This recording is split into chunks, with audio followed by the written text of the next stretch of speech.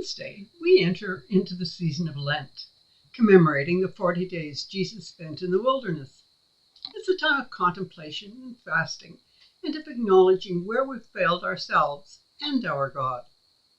In anticipation, may I suggest you consider how often have you heard or said the words, "I deserve that," as the largest slice of pie is claimed or the last candy on the plate devoured.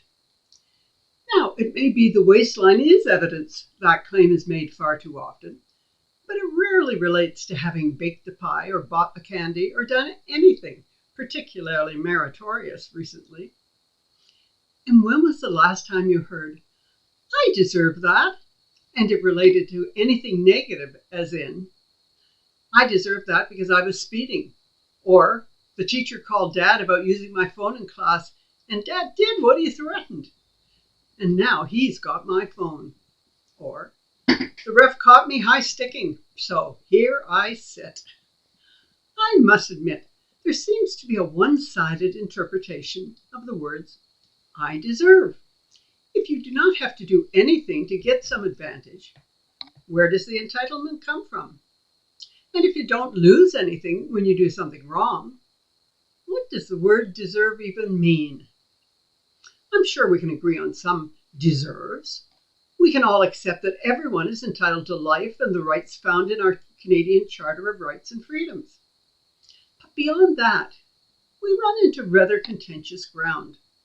After all, if that was a lemon meringue pie, I think the biggest piece should go to the person who would most appreciate it, being me.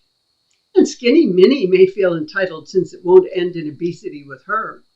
And the cook may claim, since she paid for the ingredients, invested her time, and her oven's electricity.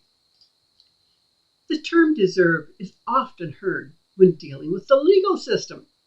In a recent case, a man beat his girlfriend, Selena Taylor, so badly that she died 4 months later. The Crown and defense decided that, since both were First Nations, he should be charged only with aggravated assault, not manslaughter, and get a 4-year term. Outraged folks assert that was not right, that we were saying her life was less important because she was Native, rather than he benefits from accommodations made because of residential schools and all that. Whether he deserved to be charged with murder and spend his life in jail depends on your outlook on what is earned or deserved. There's a similar outrage when a politician goes against his election promises. Whether you like the promise or not determines whether you feel he deserves to be thrown out of office. Of course, when a boxer throws the match, in your opinion, he deserves to be turfed out of the business forever. We listen to politicians endlessly promising to spend our money on housing projects. But silence reigns when it comes to confessing to deserving to be turfed from office for having created the problem in the first place, and perpetuating it still.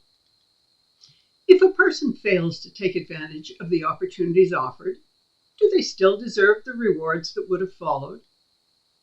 If a person refuses to work, do they deserve to live at the same level, or even better, the one working at minimum wage?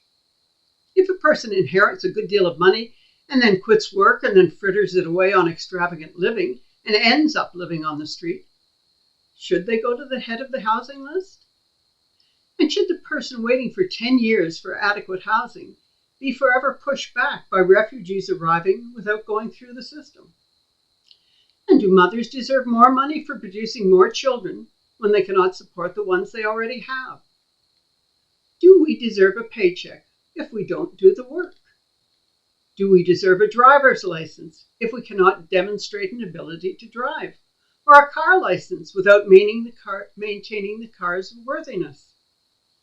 Different people with different perspectives will come to different conclusions on these questions.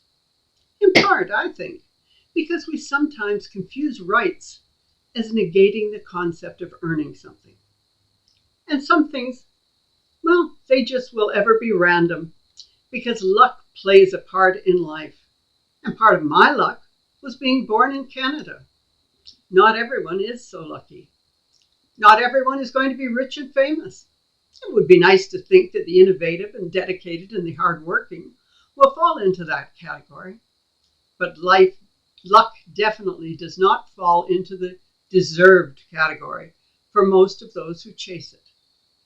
Do we deserve the love of another person? Any person? A particular person?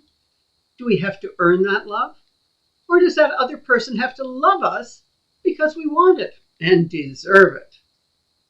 Becoming an influencer on the internet sounds like great fun, with all the perks and fame and money that entails. And thousands try to gain that every week with little success. Do I deserve it for writing these thoughts every week? Is that why I write them? No, I'm too realistic for that, and am ever so grateful for the few folks who take the time to hear me out, and especially the ones who take the time to comment or write. So next time you hear someone say, I deserve whatever, try asking them, why? And next time you hear yourself stating the same fact, the question applies to you as well. Of course, when I hear myself trying to convince me that I deserve another O. Henry chocolate bite, I know that I do deserve it after walking my 10,000 steps and climbing my 40 flights of stairs. Knowing what we don't deserve is a great start. And knowing that of all things that we do not deserve is the unending love and forgiveness of God. And so I pray. Almighty One, I know that I am weak and given to temptation and to confusing want with need and justifying my desires with the notion that I deserve things that I have not earned. Strengthen my backbone and diminish my sense of entitlement this season of Lent. Let me be honest with myself so that I can be honest with you. So may it be. Amen.